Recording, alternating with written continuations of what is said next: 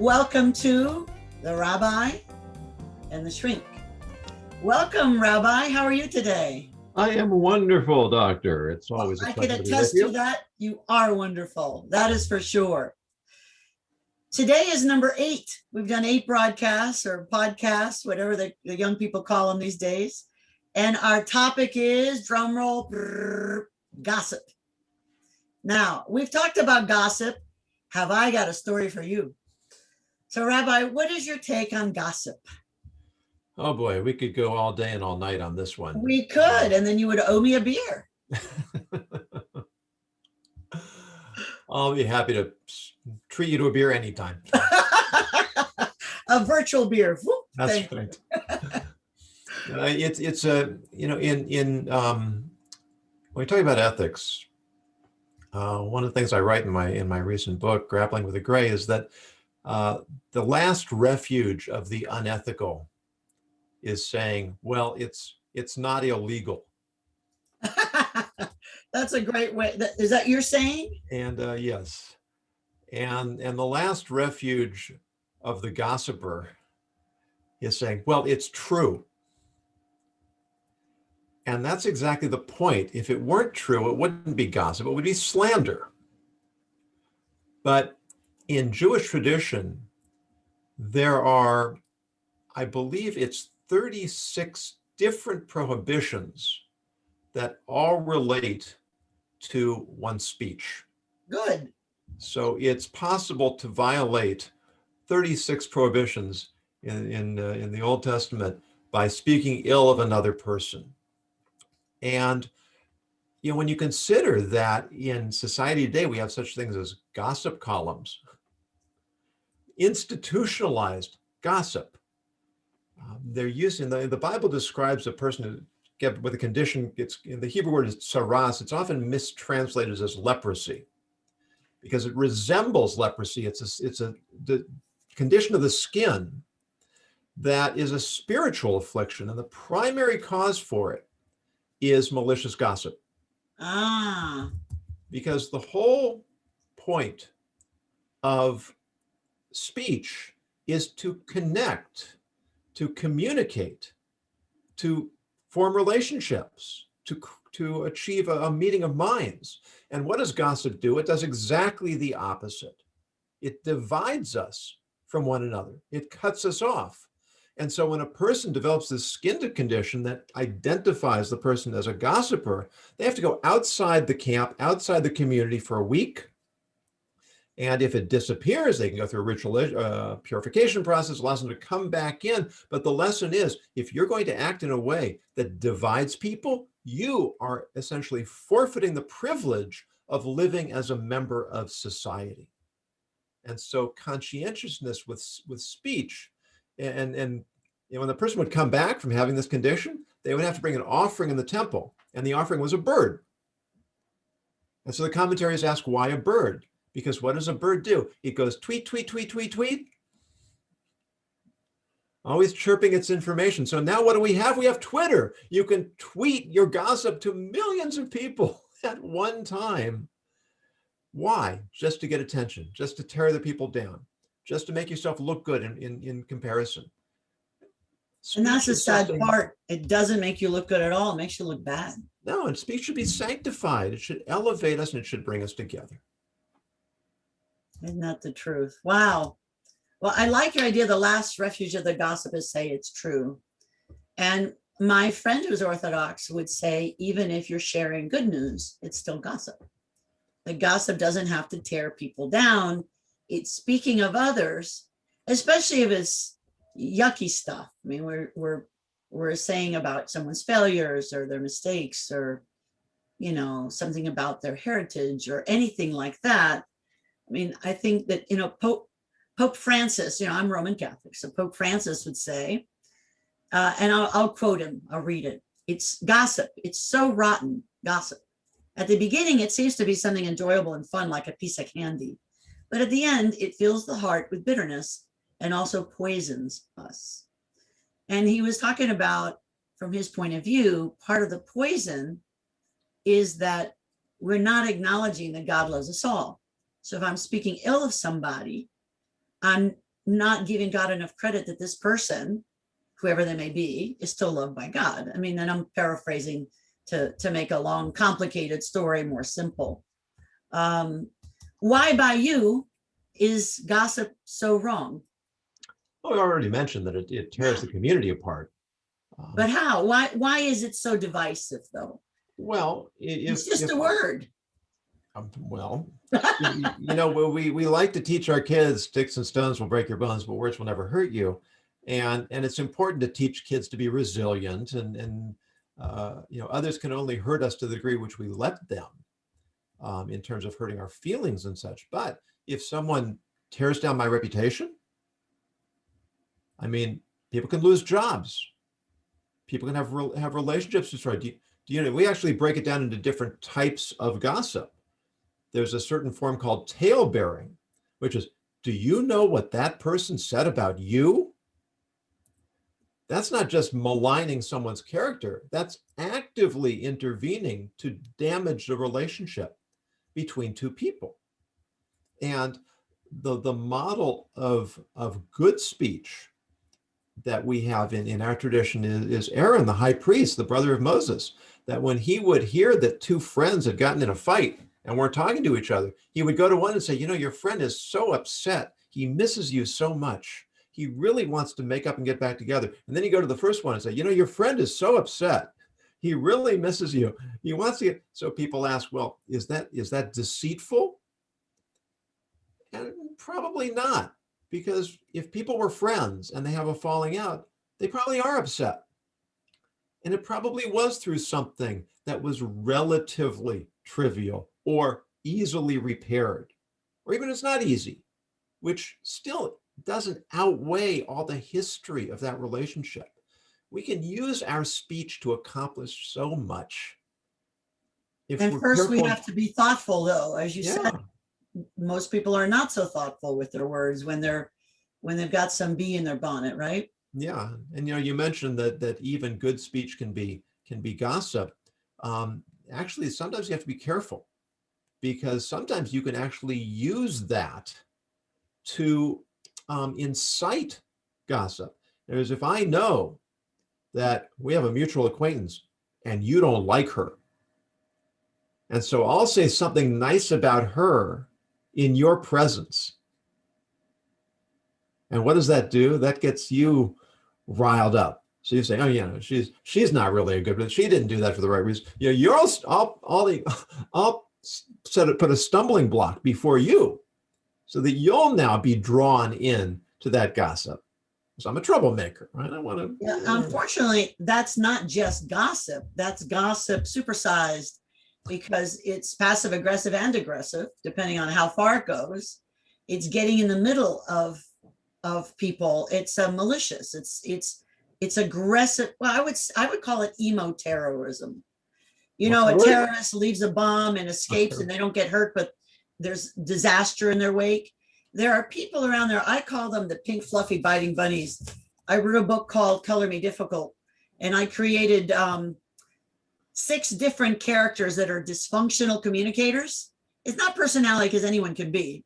And to me, the pink fluffy biting bunny is the most malicious. You can see they have big vampire teeth and a vampire shirt, and they have peace signs, but it's backwards. Everyone thinks they might be sweet and innocent and all pink, but really their chief word is saboteur, which I think gossip is a saboteur effort.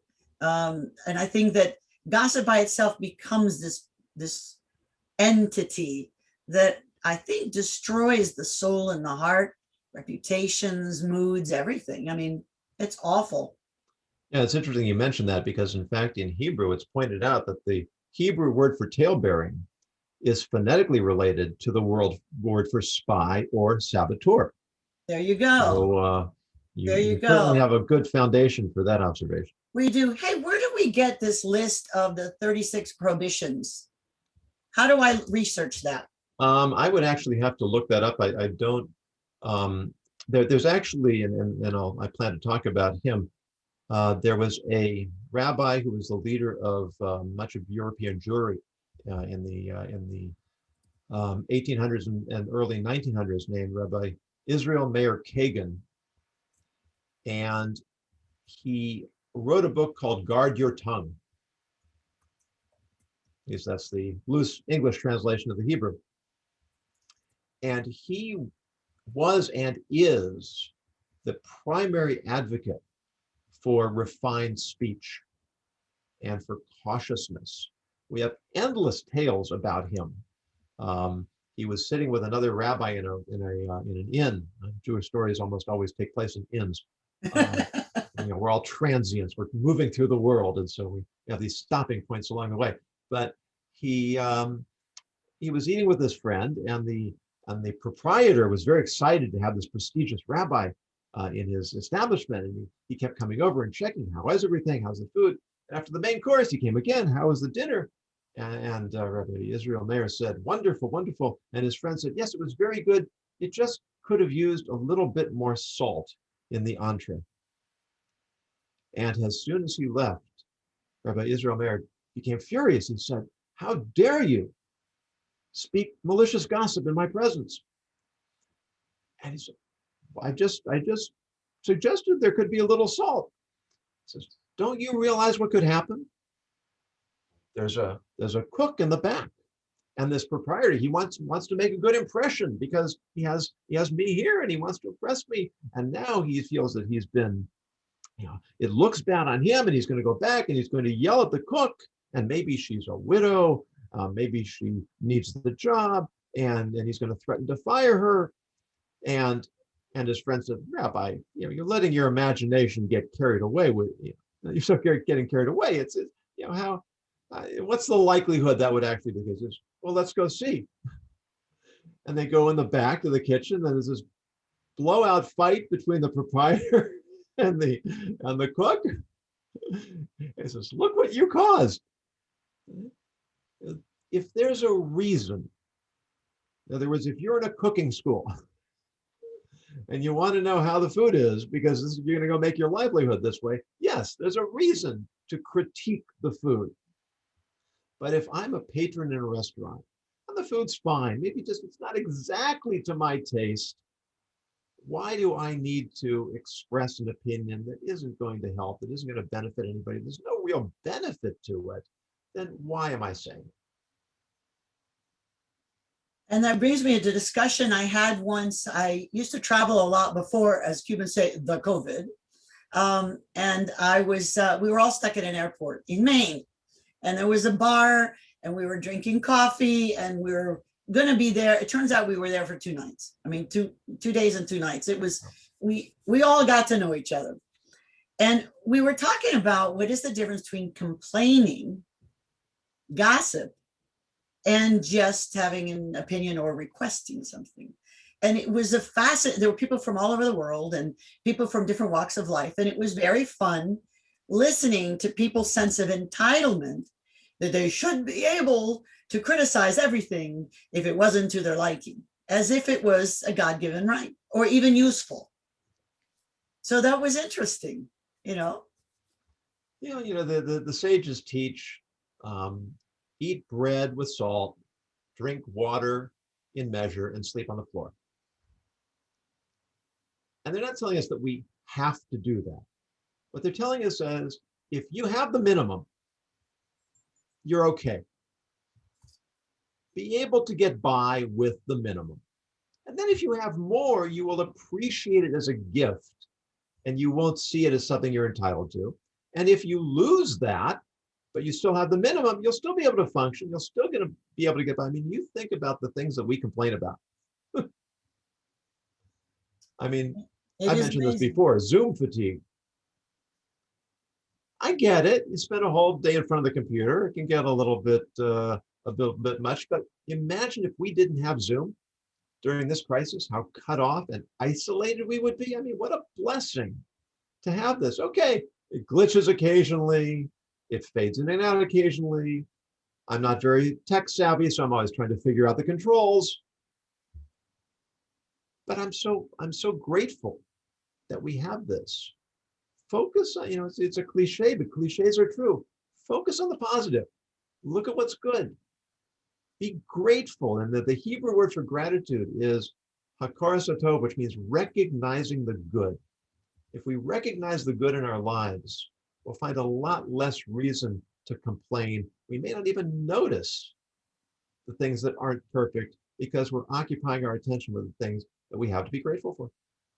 You know, there's several studies in the medical and wellness communities that if you wake up every morning and think of 1, 2, or 3 things for which you're grateful, even if in the moment you're so depressed, all you can think about is your left pinky doesn't hurt. Finding things to be grateful for is one of the secrets to not only happiness, but good relationships with ourselves, God, and the world, right? And I think there's always something to be grateful for. What I'm always surprised at is people have such hissy fits when things don't go their way. I missed the memo. Were things supposed to go my way? I don't know if I got that memo. And I think that, so Malcolm's on the line. Malcolm, we made it so that you could join. We decided to make it a meeting to show faces if you want to show your face. But either way, you can also open your mic and speak with us as well. So one of the things that I'm thinking about is the sense of entitlement. And on the flip side of the sense of entitlement are those people who feel they just have to grin and bear it and not say anything. And in between, I think, is where ethics lives. How do you say what you need to say in a way that opens hearts, minds, and conversations, right? And I think learning how to speak like Kagan, right? Guarding your tongue, speaking civilly, with respect, without too many cuss words. It's Rabbi Kagan. It's Rabbi Kagan. Oh, even better. So he's a rabbi, or Rabbi Kagan. I just changed my note on that. And I think that that's one of the things to look at. When I first came to this country, as a refugee, we left everything behind. And almost right away, we went to school. And in Sunday school, my favorite nun was Sister Paul Joseph. And now she changed her name back many years ago to their real name, Sister Rita Baum, and Baum. A brilliant woman, a real philosopher, one of the kindest souls I've ever met. And she helped me understand why people were being so mean. And so let's talk about it. Why are people so easy to tear others down? And then I'll tell you what Sister Rita Baum had to say about it. Rabbi? I think we touched on this already. We did. That there's so much emphasis on self-esteem, which maybe we could do a whole show on self-esteem. All right, let me add it to the list. But we all want to feel good about ourselves. And the problem with self-esteem, the way it's taught or presented today, is it's often disconnected from any basis for that self-esteem. If I'm going to feel good about myself, it needs to be because I feel there's reason to feel good about myself. And if I haven't done anything, or I'm not doing anything, or I'm not acting in a way that is worthy of self-esteem, then I feel like a fraud. I don't really feel that I have true value. And I then have 2 choices. Either I can now go do something valuable, I can conduct myself in a way that elevates me, or I can tear other people down. And it's a lot easier to destroy than it is to build. So if I find fault with people, if I find fault with things, if I make the world out to be a miserable place, then either I look better in comparison, or I'm justified in my feelings of blah, my feelings of inadequacy, my feelings that I'm somehow substandard, because the whole world is substandard, or these other people are substandard. And rather than looking at myself and taking responsibility, what do I need to do to make myself a person of greater quality? I'd rather just cast aspersions on everyone and everything around me.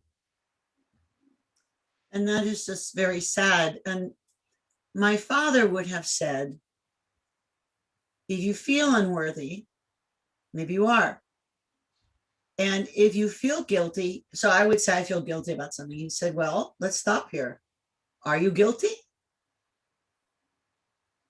So if you're guilty, what do you need to do about it? Fix it. And then we had long discussions about, how to fix things without hurting people more, and what to say to who, when, where, and how. The why we were already discussing. I think the whole idea of people tearing other people down.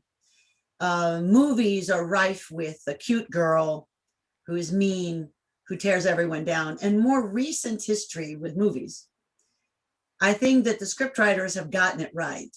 They later on reveal, whether it's Maleficent or some beautiful blonde girl in a high school prom thing, that it's because her parents aren't, she had some, the high school girl, because her parents never pay attention, they weren't nice, and so she's bitter and angry and jealous.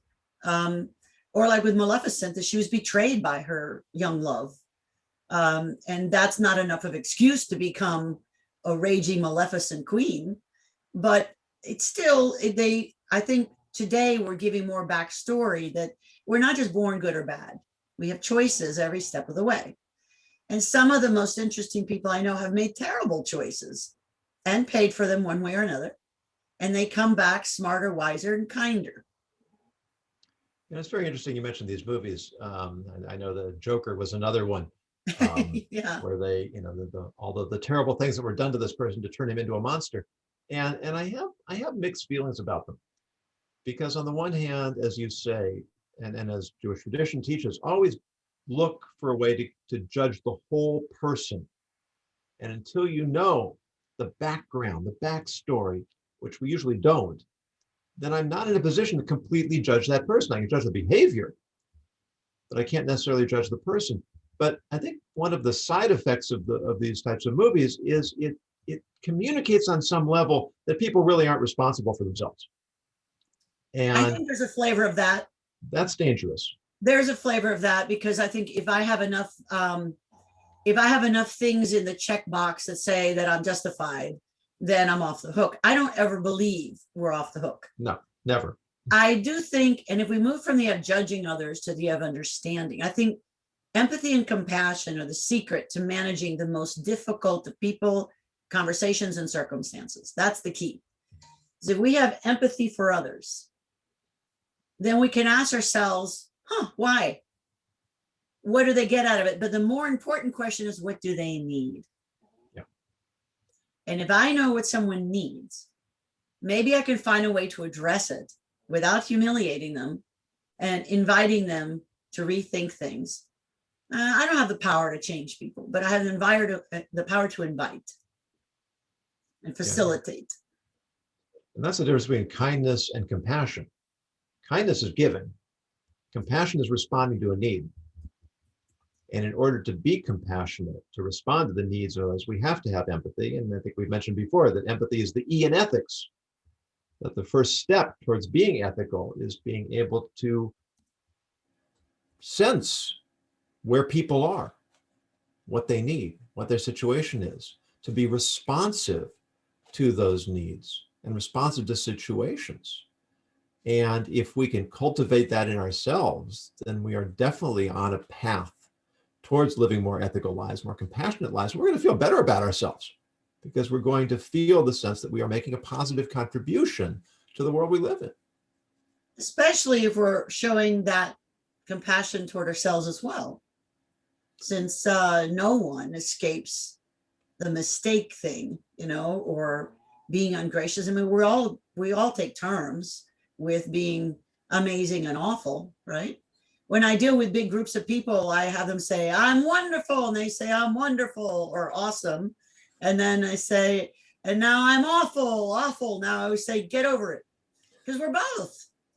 I mean, we're all amazing and we're also awful. And I think that the point is recognizing that. And I think when we recognize that, there's less of a need to gossip. Yeah, because we're all in the same boat. Wouldn't you rather be talking about things that are uplifting? But that would mean I'd have to think, Rabbi. You give me too much. Yes. Why would I want to think when I could just react negatively to everything? I mean, the easiest thing in the world is to just say no. And and be mean to people. That's so easy. It doesn't take any thought.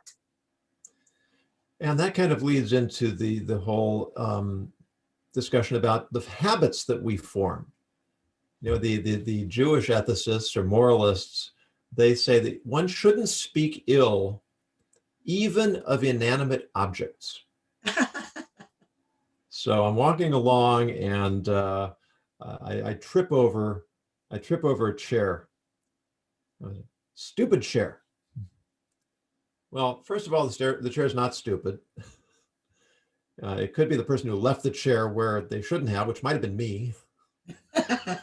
Or me. But what that does is I'm not going to hurt the chair's feelings. We're not worried about the chair. What are we worried about? We're worried about developing a habit of being critical, of blaming other things, other people, situations, not taking responsibility for ourselves. We simply then get ourselves in that way of thinking where the moment anything happens that is not in line with what we want or what we expect, we immediately lash out in some way. And if we do it with inanimate objects, it's not going to be long before we're doing it with people. I think the advantage of being negative, though, is that it can prevent me from looking at my own feelings and my own accountability. If I'm too busy with the poison of gossip or blame and criticism, I certainly then can avoid the heart-wrenching job of looking at myself and thinking, what did I do well? What could I do better? What was awful? How do I fix it? Why did I do that? Did I hurt their feelings? I mean, the kind of self-reflection that is not tortured, but just respectful. I think tortured introspection is not useful. I think it's a way of avoiding responsibility for the joy and love. Yeah, that's really insightful, because really what we tend to do, we tend to set higher standards for others than we do for ourselves, when it should be the other way around. We should be setting higher standards for ourselves and being more inclined to give other people a pass when we can. But as you say, if we set standards for ourselves that are too high, that we can't meet our own standards, then we're setting ourselves up for depression, a sense of failure, a sense of inadequacy. And so, like anything else in the ethical universe, there's no app for any of this. Yet. Well, and let's hope there isn't, frankly, because it's that internal struggle. It's that tension. It's that continuous effort that we make to stretch ourselves as much as we can without stretching ourselves so much that we snap. That's really what an ethical life is. And I think that one of the things that's hard for the people who are harsh with themselves is that it really is a strategy to avoid growth and accountability. Being too hard forms an excuse from change. So I can't do it. Right. I think at the core of so many of our negative thoughts is fear that we're not good enough or that we're not lovable. We talked before about the things that make our brain light up with all sorts of wonderful endorphins and stuff like that, and hearing our name and the idea that we're loved or lovable. Forget the text. I know that's there, but that just seems so. But even a text is that I love you, I need you, I miss you. But the truth is, it isn't, because now whether you're friending everyone or sending texts, a lot of them don't mean that you're loved. It means someone's bored or addicted. So that shouldn't light up my brain. So, Rabbi, before you said E in ethics is empathy, could you remind us of what the others are? Yeah. The T is trustworthiness. And that, of course, means that I have to be trustworthy, but I also have to be willing to trust. Because if I don't trust you, why should you trust me? The H is humility. And my favorite humility quote is from Pastor Rick Warren, who said that humility is not thinking less of yourself, it's thinking about yourself less. Because it just means I'm not the focus of my own world all the time. And the classic example in Jewish tradition is Moses, because Moses was described as both the greatest prophet who ever lived and the most humble person who ever lived. Well, how do you have both those at the same time? And I always try to imagine Moses taking dictation from God. Right? God says, okay, Moses, take this down. Moses was the most humble person who ever lived. I am the most humble person who ever lived. And he still was after that, because Moses knew that he accomplished extraordinary things, but he also knew that his abilities and his resources and his opportunities were God-given. So he should have accomplished extraordinary things. And what he accomplished didn't make him intrinsically better than any other human being. That's really what humility is all about. The I is inquisitiveness. We want to learn. We want to discover. We want to grow. We're not closed off. We're not afraid of the unknown or admitting that we don't know or admitting that we're wrong, which goes into the C, which is courage. You have to be courageous. Yes. To do the right thing, to find out what the right thing is, to experiment and make mistakes, and then learn from your mistakes and take that knowledge forward. And the S is self-discipline, because this is an ongoing process. You never get there. You never finish the job of being an ethical person. Wherever you achieve, okay, that's the new square one. That's your starting point. Whatever I achieve today, that's my starting point for tomorrow. And if we go through life like that. And yet, by definition, my starting point I might go below it. And that's still in the quest of ethics, because I'm going to make mistakes every day. I'm going to have thoughts that are unkind toward myself or others. I mean, those things are going to happen. So just because you improve doesn't mean it's a forced march toward this excellence. It's still a wavering back. It's a cha-cha, right? It's peaks and valleys. It's 2-3 steps forward, 2 steps back, and then that's life. And that's okay. That's what it's supposed to be. Is if we don't have the lows, we don't appreciate the highs.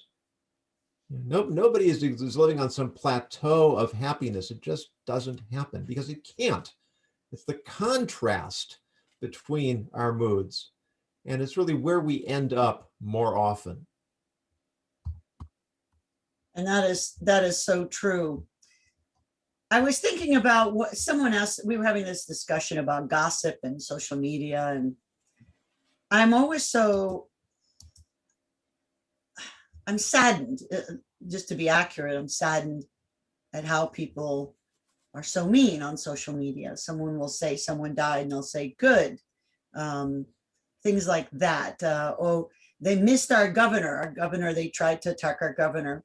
Let's try again. Things like that. I think people not only are not thinking straight, but they're certainly not typing or speaking straight. And I was thinking, what is it we need to do to avoid gossip? And I came up with some stuff. And then I found an article written by Pope Francis that said the same thing, but he said it better. So let's look at his version of it. The 4 steps to avoid gossip. First, realize it is gossiping in the moment. And once you realize that, you can ask yourself, would I want someone to be discussing this about me? The problem with asking the question about me is that some people seem to have a missing filter or a missing soul, and they say, well, I have nothing to be gossiped about, or I deserve it and it's okay. If I'm willing to put up with it, then you can do it to others. So there's a loophole there.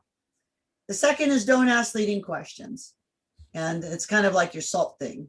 Don't bring up the stuff that's going to cause trouble. If it is appropriate, defend the person or put it in a different perspective without putting anyone down. So address the issue, the intention maybe behind it. Maybe they're having a bad day or, whatever. And then a silent prayer, offer a silent prayer. But I know you have formulas for everything, Rabbi. So what is your formula? How does this world stop the gossip? I don't know if I have a particular formula here. Well, we it's will by really, next year. We're going to create one. yeah, it's really, it's a matter of mindset. It is. Um, what's really and we can expand this to almost any ethical decision making, is approach it the way you approach investment. You make a cost benefit analysis. Right? What is the benefit of saying what I want to say? Is it going to help anybody? Is it going to make anybody feel better? Is it going to solve a problem? If I come to you and I say, I'm thinking of hiring an employee, sorry, and I know this employee worked for you at one point, and I ask you for a reference. Well, if this employee was stealing from you, you may have a moral responsibility to communicate that information. And because you are giving me information so that I can protect myself, it's not gossip.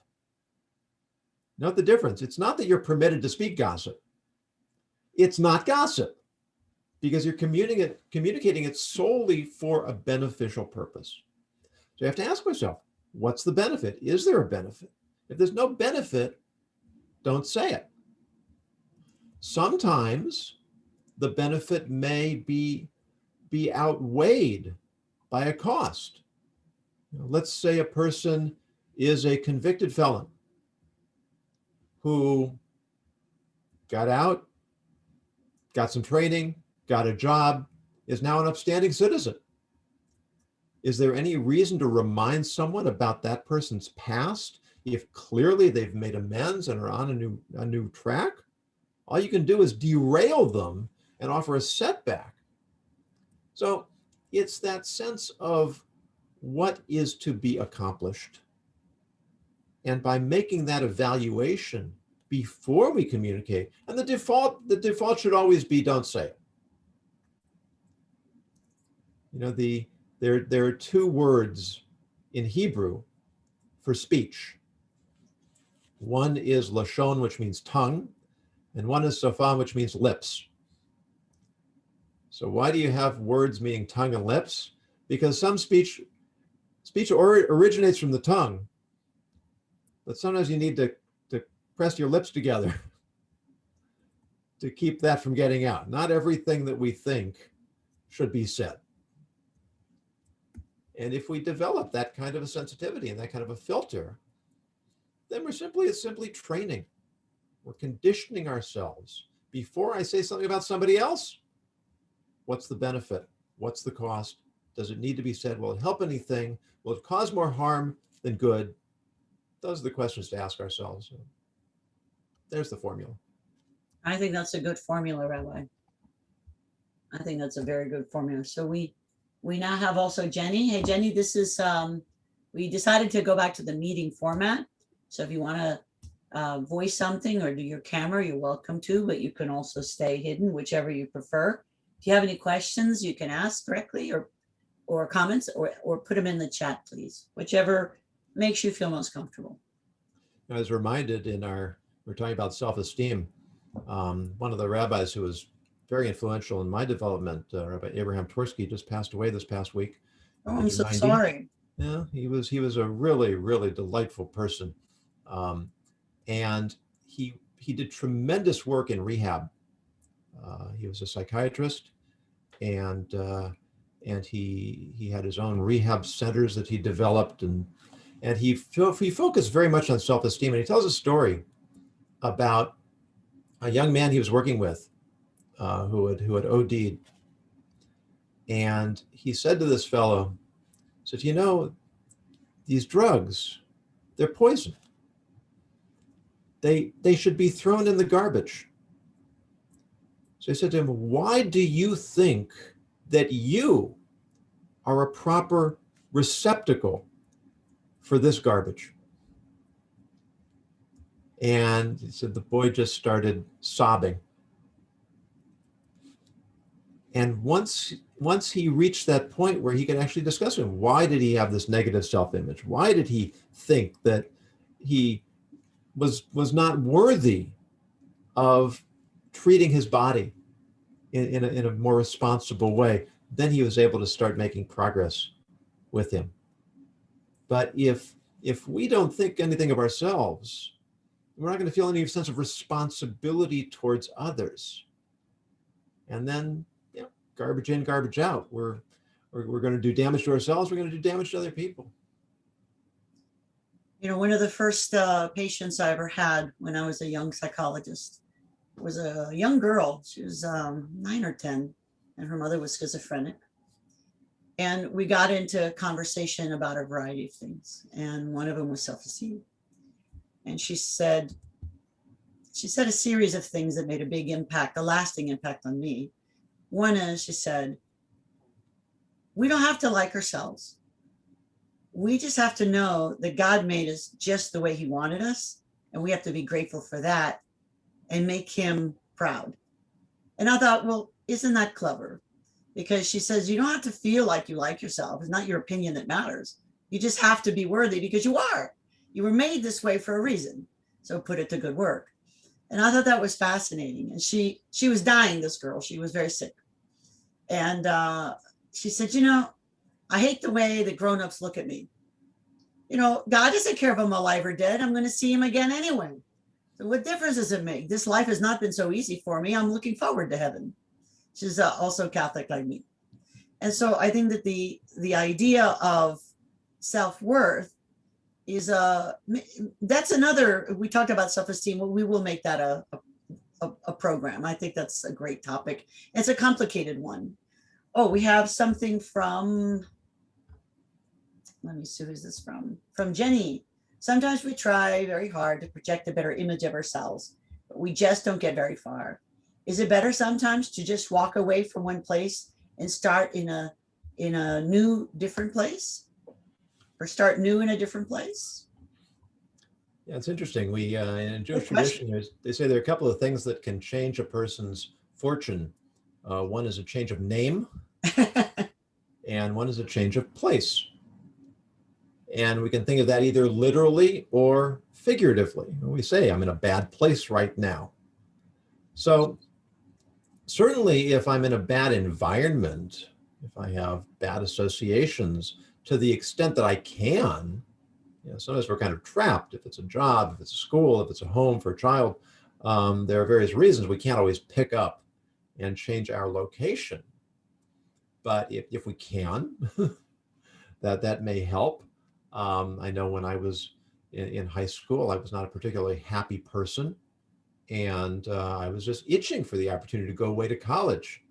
I actually did change my name when I got to college. I wanted to be someone that nobody knew. I didn't even want to know me. And it created a psychological lever for me to reinvent myself. So yeah, it's to find ways where we can actually re-identify, reassociate, use artificial means to help us transform ourselves into the people that we want to be, or even better, the people who we really are, we just need to bring to the surface. I think the whole idea of a do-over, and unfortunately, we can do all we can to make a do-over and just start fresh. But some environments are so ungracious that they'll never let us forget who they think we are, or who we once were, or the one thing we did. Those toxic environments sometimes can be changed over time with lots of loving, patient support. Sometimes, though, if there's an issue of safety, physical or emotional or sexual or financial, whatever, there's nothing wrong with doing a do-over in a new zip code. The problem is that you and I both know that we bring ourselves and all our history with us. There's no such thing as a total do-over, because that's how we learn. So that's an important thing to discover. But some places it's almost impossible to change just because of the way people treat you. I know these kids that have the bullying circumstances, sometimes they can change it. You've seen some kids get a famous person come in and become the champion for that person, and it changes things around. There are always things that can be done. The question is what needs doing, how to do it, and what will be the anticipated impact. And the smaller the school, especially a small religious school with old-fashioned traditions, the harder it is sometimes to change hearts and minds. Even if it's a religious school, it's amazing how hard it is to get a clean break. And some people become bullies. So you just have to decide, what can you do to change yourself and the environment first before you just leave, unless safety is it, then jettison right away. Yeah, and I think we've all been bullied. Yeah, and maybe even bullied. And some of us have been bullies, yeah. And it really goes back to the same core that motivates gossiping. Bullies are people who are basically unhappy with themselves, who need to intimidate or harm others so that they can feel powerful, so they can feel important. And it's the same thing that motivates people to gossip, tearing people down through words rather than intimidating them physically. Or a lot of bullying is with words. So, when it really, we understand it among children. We don't like it. We try to find ways of teaching children not to. But I think it's part of the maturation process that children go through. When you see it in adults, it's a lot more unattractive. And it extends to so many areas. We've already talked about cancel culture, which is really a form of bullying. Thomas Jefferson, when the country was being conceived, the simple majority vote was not something they wanted, because they wanted to avoid what they called the tyranny of the majority. And even in the philosophy of morality, utilitarianism is a philosophy that says you do what is going to provide the most benefit to most people most of the time. Well, what if a majority of us vote that we would be better off if we enslaved a minority of us? That would be utilitarian, but I think most of us agree it wouldn't be moral. So developing that sensitivity, that sense of empathy that we talked about, to try and put ourselves in another person's place and see, what could that person be feeling? Not what I would feel, as you said, not what I would feel if I were there, but what might the other person be feeling? That's the step we need to take. And we call that the platinum rule. The golden rule is not enough to just do unto others as they would do. Do as what you think they need or what the situation needs. Go above and beyond to the platinum of it all. It's interesting. Well, Rabbi, the drum roll, the word of the day is? Well, if we don't want to get into that mindset that leads us to gossiping and bullying, then we have to avoid being petulant. Petulant means to be cranky, to be complaining, to focus on the negative. And it's certainly something that we see way too much of. So avoid petulance, and you're on your way to being a more ethical person. That's right. I have faith that with these ethical discussions, my hope is that everyone will soften and forgive themselves and maybe hold themselves more accountable, but not in a crippling way, so they can make real observations and real changes, and do the same with others to help everyone be softer, kinder, more reasonable. And I'm going to repeat your ethics. So the good rabbi comes up with ethics: empathy, trustworthiness, humility, inquisitiveness, courage, and maybe the hardest one is not so popular, it's not in fashion right now, self-discipline. And as my father used to say, much of valor is what we don't say and don't do. And I think he was right. So absolutely. I think we have just a few minutes left. Who has a question for us? You can put it in a chat. Thank you, Jenny and Malcolm, for joining. Please spread the word. We have finally posted. We found a great videographer, Peter Kelly, and he helped us post our videos in a pretty format. They'll be on each of our YouTube channels. Mine's Dr. Red Shoe, And yours is, sir, Rabbi? YonasonGoldson.com. You don't use the rabbi in there? No, I don't want to scare people away. I think you should scare them. I like using the rabbi. I think it's nice. It sets you apart. But anyway, that's a conversation for another day. I'm not going to bully you into it. So thank you for joining us. Next week, what is next week? We're going to talk about, let me see what we promised to talk about for next week. We're looking at, service. We're going to talk about service for next week. Which can also be the S in ethics, by the way. Yeah, I mean, I think that you can have several S's in there.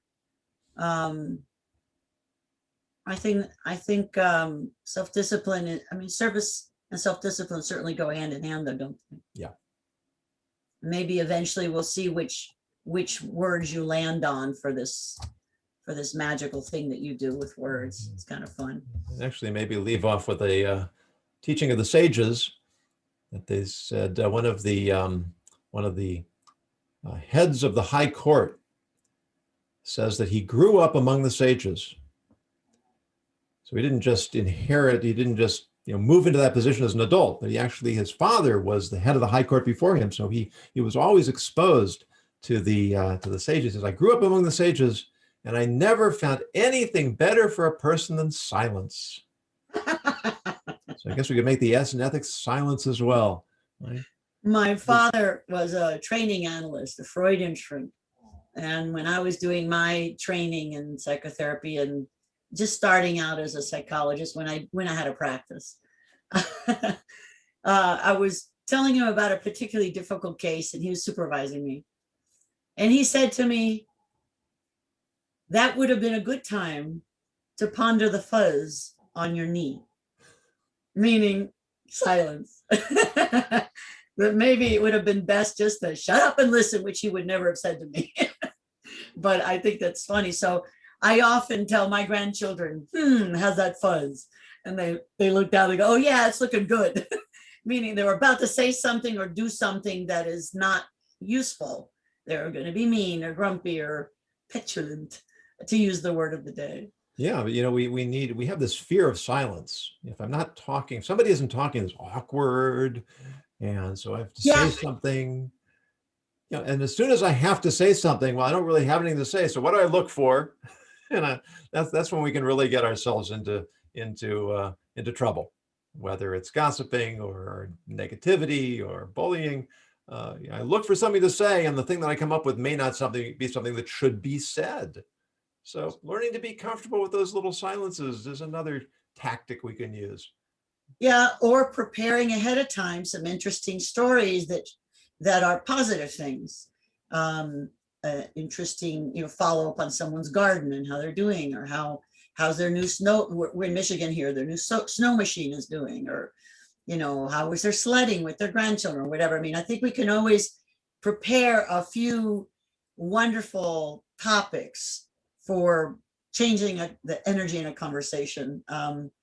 And as my father also used to say, there's nothing better to get the attention going of someone than devoted self-interest. People love to not only talk about themselves, but have people remember something about them. And it's a form of respect, and it's amusing, and it does change the energy in any conversation. Yeah, it goes back to that inquisitiveness. Be interested in other people. And then you'll be able to let them talk about themselves. Yeah. Which is usually a safe subject. It is. Well, Rabbi, as always, it's such a delight getting to work and play with you. I do believe in our mission with the ethics. The good Rabbi and I decided that we were going to try and get some interest going on ethical thoughts and ethical actions, and help people learn how to more comfortably engage in disagreements and ethical discussions without yelling, screaming, or profanity. Did I miss something, Rabbi? I think you covered all the bases. All right, everyone. Thank you for joining. We'll see you next Tuesday at 12:30, and we'll try and do a better job of posting it on the social media, but it's every Tuesday. The link is always the same externally, drredshoe.com/ethics. But you and I both know I changed the actual URL. So this is a pretty link. So just go drredshoe.com/ethics, and whatever the link is, you'll find us. So we wish you well, and have fun. Let's see how you handle the next gossiping challenge. How do you turn the conversation around? How do you make something good from any ethical opportunity? Thanks so much. All right. Thank you. See you next week.